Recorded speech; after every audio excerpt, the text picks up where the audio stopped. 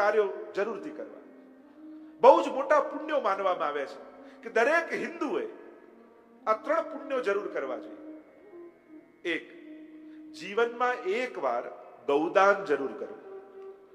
આપણે ત્યાં ગૌદાનનું બહુ મોટું મહાત્મ્ય માનવામાં આવે છે. શ્રેષ્ઠતમ દાન ગૌદાન કહેવામાં આવે છે. એટલે દરેકે પોતાના જીવનમાં એકવાર ગાયનું દાન કરવું.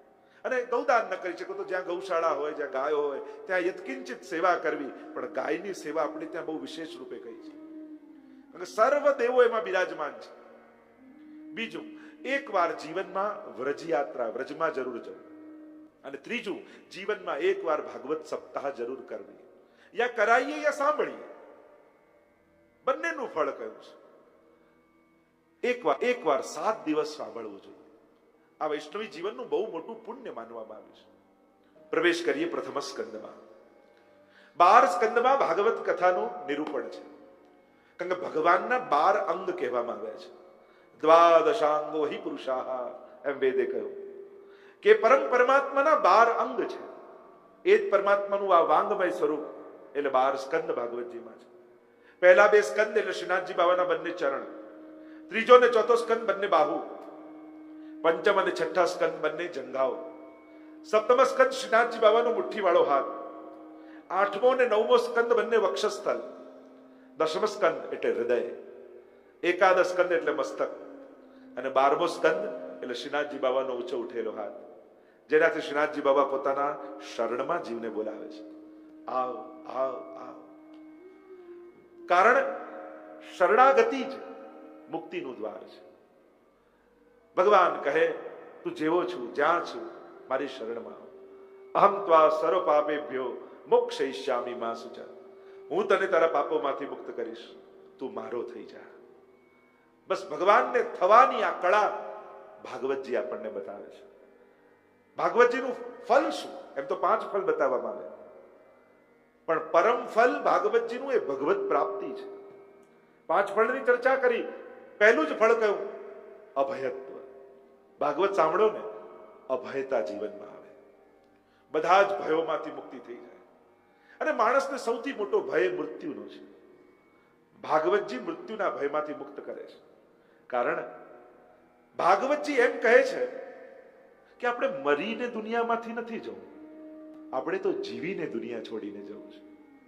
એક છે મરીને દુનિયા છોડવી, અને બીજું છે જીવનનો ઉડકાર લઈને જવું, જીવનની તૃપ્તિ લઈને જવું. એ રીતે જીવો કે તમને એમ થાય કે હા, હું જીવીને ગયો. અફસોસ સાથે જશો તો એમ થશે કે મરીને ગયો. જવું તો છે જ, પણ મરીને ન જાઓ, જીવીને જાઓ. જીવનનો ઉડકાર લઈને જાઓ, જીવનની તૃપ્તિ લઈને જાઓ. ભાગવતની કળા શું છે? ભાગવત શું કામ કરે છે? ભાગવત શ્રાપિતને સમર્પિત બનાવવાનું કામ કરે છે. પરીક્ષિત મહારાજને શ્રાપ લાગ્યો છે, 7મા દિવસે તમારી મૃત્યુ થશે, તક્ષક તમને દંશ દેશે. શ્રાપિત હતા, પણ કથા મળી પછી શ્રાપથી ન ગયા, સમર્પિત થઈને ગયા. તો આ શ્રાપ કેવલ પરીક્ષિતને નથી લાગ્યો, અહીંયા બેસેલા દરેકને લાગ્યો છે. 7મા દિવસે મૃત્યુ. આજ સુધી 8મો દિવસ કોઈને મળ્યો છે?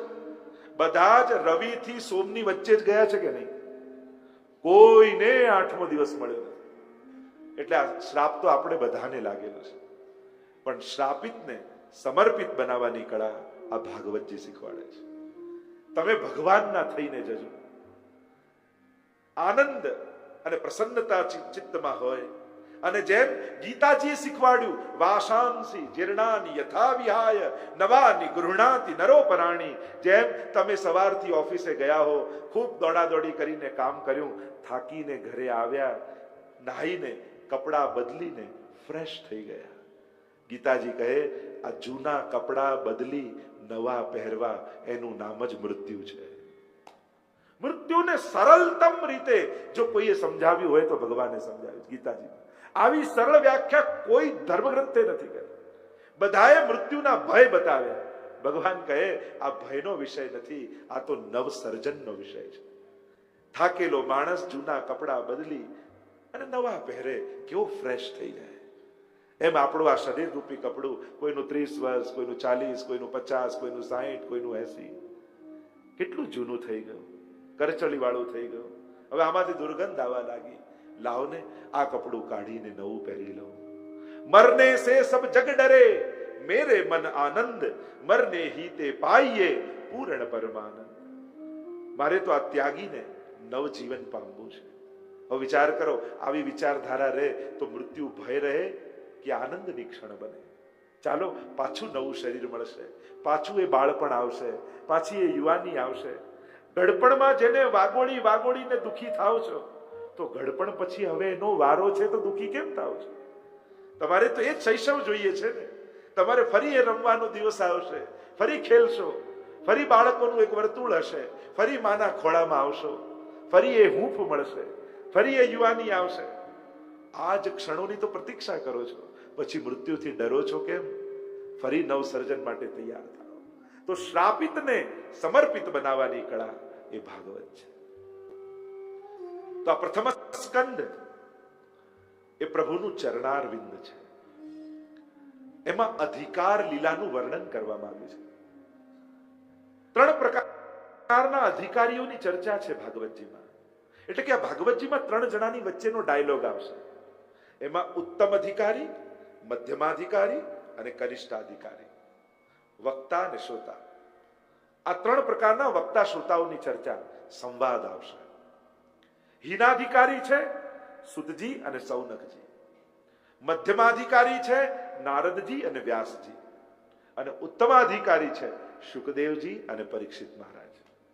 આ 3 જણાની વચ્ચેના સંવાદમાં આખી ભાગવત કથા આવશે. આવો પ્રવેશ કરીએ આ અધિકાર લીલામાં. 19 અધ્યાયમાં આ પ્રથમ સ્કંદનું વર્ણન કરવામાં આવ્યું છે. અધિકાર શબ્દ બહુ મહત્વનો છે. 2 રીતે અધિકાર શબ્દનો આપણે વાપરીએ. એક, આના પર મારો અધિકાર છે હકના રૂપમાં, અને બીજો, કદાચ આનો અધિકાર નહીં હોય, પાત્રતાના રૂપમાં. ભાગવતજીમાં જે અધિકાર શબ્દ છે એ પાત્રતાના રૂપમાં છે. કારણ ભગવાન પાત્ર બનાવ્યા વગર પ્રાપ્તિ કરાવતા નથી, પણ પાત્ર બનવાની પ્રક્રિયા કોઈને ગમતી નથી. એક કુંભાર ક્યાંકથી માટી ખરીદીને લાવ્યો, પગથી કચડવા લાગ્યો, ખૂંદવા લાગ્યો એ માટીને એમ થયું કે મેં કયા પાપ કર્યા છે કે આવા પગમાં રોંદાવું છું. પાણી છાંટીને કૂદતો થાય, એ લઈને પાછા કેટલા ટીપ્યા એને પોતાના સાધનથી માટીને થાય, મેં કયા પાપ કર્યા કે આ બધું ખાવું પડે છે.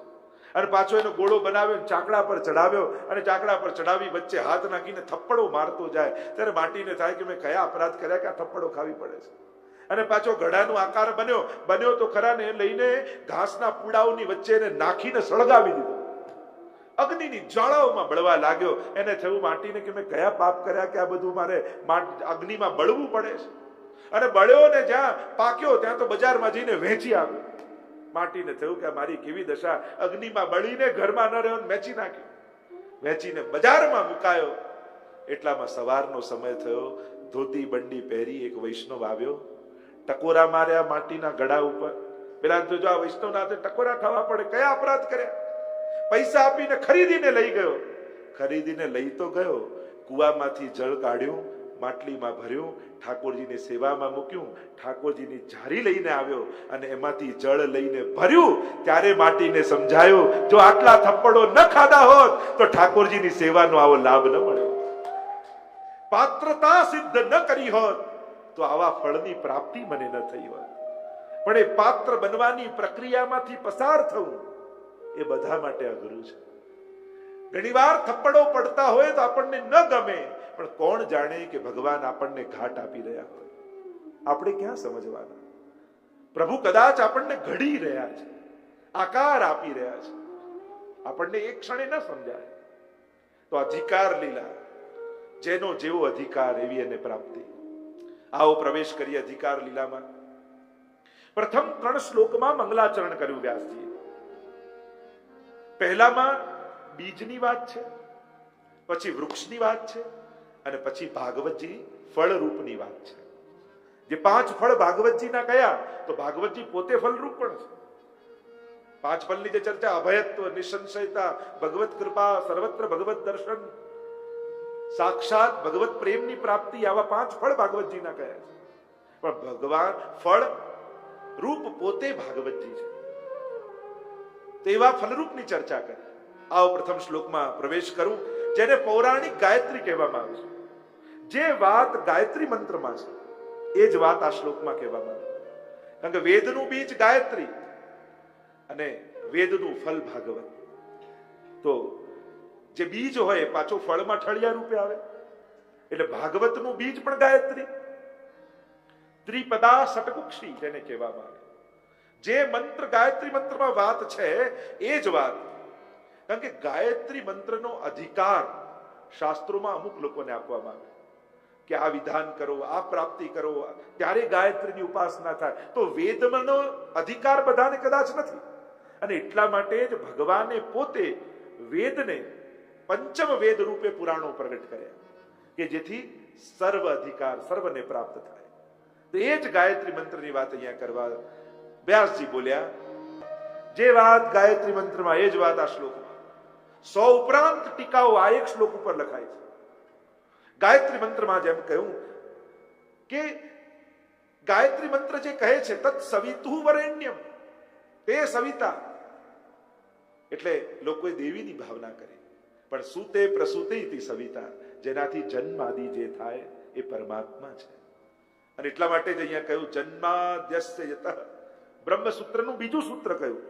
પહેલું સૂત્ર અથાતો બ્રહ્મ જિજ્ઞાસા, બીજું સૂત્ર જન્માદ્યસ્ય યતઃ શાસ્ત્ર યોનિત્વાત.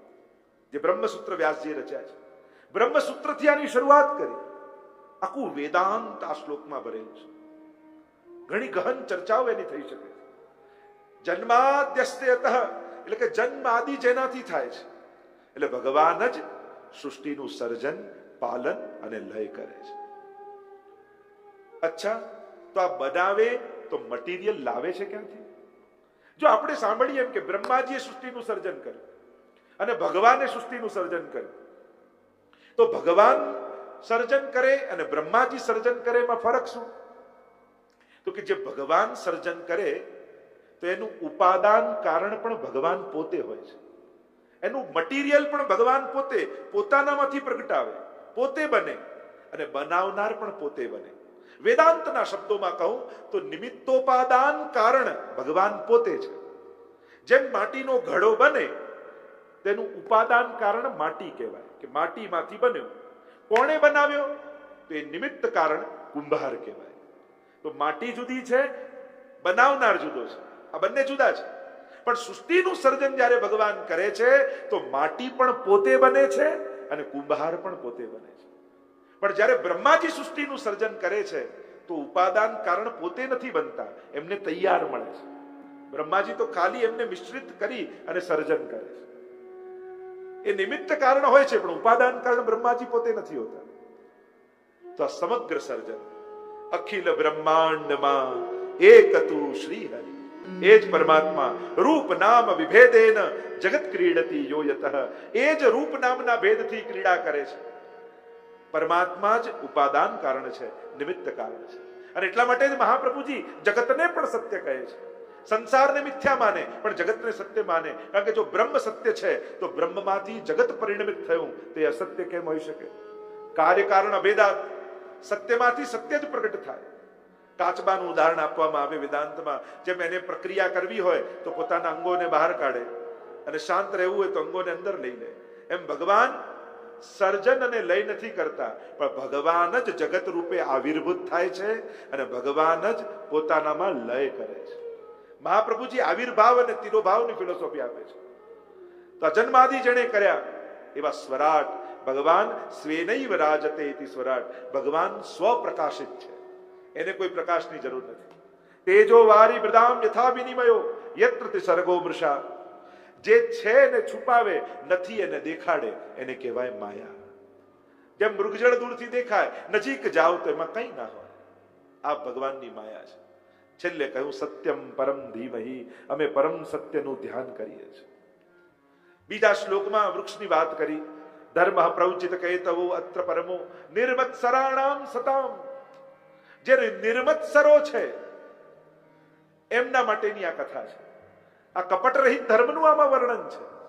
મત્સર દોષ કોને કહેવાય? તો શાસ્ત્રોમાં જેમ લોભ, ઈર્ષા, એમ મત્સર દોષ. મત્સર કોને કહેવાય? કે બીજાનું સુખ ન જોઈ શકે એને મત્સર દોષ કહેવાય. પોતાને કાંઈ તકલીફ નથી પણ બીજો કેમ સુખી થઈ ગયો, આ દુઃખ. અને આ દુઃખની તકલીફ એ છે કે એ પાછળ દુઃખ સાધારણ લોકોમાં નથી હોતો, સુખી લોકોમાં જ વધારે હોય છે. પેલું એડવર્ટાઇઝ में કહે ને કે મેરે કરતે ઇનકી કમીજ સફેદ જ્યાદા ક્યું. આ મારા કરતા સુખી કે આ જે દુઃખ, મત્સર દુઃખ. મચ્છર હોય ને બહારથી કરડે અને મત્સર હોય ને અંદરથી કરડે. પેલો બહારથી કરડે માણસ બીમાર પડે ને અંદરથી કરડ્યા કરે. તો આ મત્સર જે સમાપ્ત કરે છે એવી આ કથા. કપટ શું છે ભક્તિમાં? ભગવાન પાસે જઈને પણ ભગવાન ન માંગવા, એ જ કાપટ્ય છે. છેલ્લે ત્રીજા શ્લોકમાં મંગલાચરણમાં આ ફલરૂપ બતાવી. નિગમ કલ્પ તરોર ગલિતમ ફલમ શુકમુખાદ અમૃત દ્રવ સંયુતમ પીબત ભાગવતમ રસમાલયમ મુહુરહો રસિકા ભુવિ ભાવુકા. કહ્યું નિગમ એટલે વેદ, વેદ રૂપી વૃક્ષ ઉપર લાગેલું આ ભાગવત રૂપી ગલિત ફળ છે, જેમાં ઠળિયા નથી, છાલ નથી, કેવલ ને કેવલ રસ છે. અને એટલે કહું પીબત, અને પીઓ. આ રસને ખાવાનો નથી, પીવાનો છે. શેનાથી પીવાનો? તો કે કાનથી પીવાનો, વારંવાર પીવાનો. મુહુરહો રસિકા ભુવિ ભાવુકા, વારંવાર પીતા રહો. જ્યાં સુધી કર્ણેન્દ્રિયો અલૌકિક ન બની જાય ત્યાં સુધી પીતા રહો. જ્યાં સુધી ભગવત પ્રાપ્તિની ઈચ્છા ન પ્રગટ થઈ જાય ત્યાં સુધી પીતા રહો. આલયમ, મોક્ષ પછી પણ પીવાની ઈચ્છા જાગૃત રાખવા. એવું ભગવાનનું કથામૃત. કમ સુખમ સ્થાપયતિ ઇતિ કથા. કથા કહેવાય કોને? કે જે આપણને નિત્ય સુખમાં સ્થાપી દે એનું નામ કથા. એવા ફલરૂપ ભાગવતજીની ચર્ચા કરી. આગળ નૈમિષારણ્યમાં લઈ ગયા. 88,000 ઋષિઓ ભેગા થયા છે. 1000 વર્ષ સુધી ચાલે એવો યજ્ઞ કરીને. યજ્ઞના મધ્ય ભાગમાં સમય બચે છે, બોલાવ્યા છે સૂતજીને કથા કહેવા માટે. બિરાજમાન થયા સૂતજી, અને આ સૌનકાદી ઋષિઓએ પ્રશ્નો કર્યા અને પ્રશ્નના ઉત્તરમાં આખી ભાગવત કથા સંભળાવી. પ્રશ્ન કર્યો, અમને સર્વ શાસ્ત્રોનો સાર સંભળાવો જેથી અમારું અંતઃકરણ પવિત્ર થઈ જાય. મનુષ્યનું કલ્યાણ શેમાં છે એ અમને સમજાય. કારણ કે જ્યાં સુધી માણસને એનું કલ્યાણ શેમાં છે એ ખબર નહીં પડે ને ત્યાં સુધી એ ભટક્યા કરશે. માણસની તકલીફ એ સુખ શેમાં છે એને દેખાય, એને સમજાય, પણ હિત શેમાં છે, કલ્યાણ શેમાં છે એને દેખાતું નથી ને સમજાતું નથી. અને એટલા માટે હંમેશા સુખ અને કલ્યાણ, હિત ઓપોઝિટ લાગે. તકલીફ જ દુનિયાની એ છે, જે ભાવતું હોય એને જ ખાવાની લોકો ના પડે, જે ગમતું હોય એ જ કરવાની ના પડે, જ્યાં જવું હોય ત્યાંની જ મનાઈ કરવામાં આવે. એટલે હંમેશા આપણને એમ લાગે કે આપણું હિત અને આપણું સુખ આવું વિરોધાભાસી કેમ? કારણ એ જ છે, હજી જીવને સત્સંગ નથી મળ્યો, એટલે એનું સાચું સુખ શેમાં છે એને સમજાતું નથી.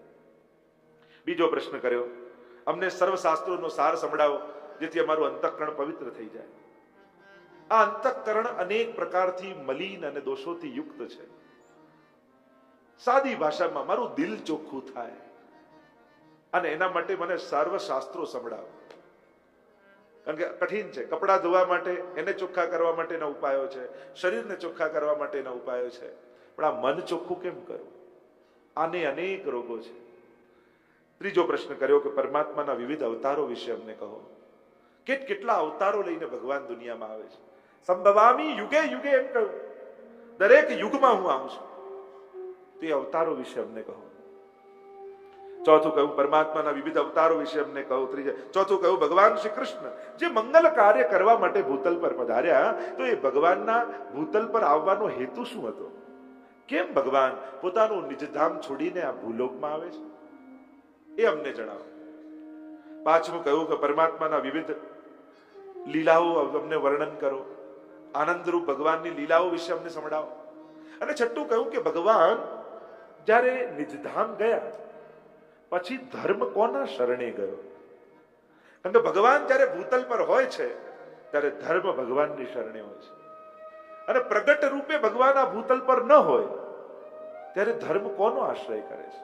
એ અમને જણાવો, તો અમે એનો આશ્રય કરીએ તો સાચા ધર્મનું પાલન કરી શકીએ.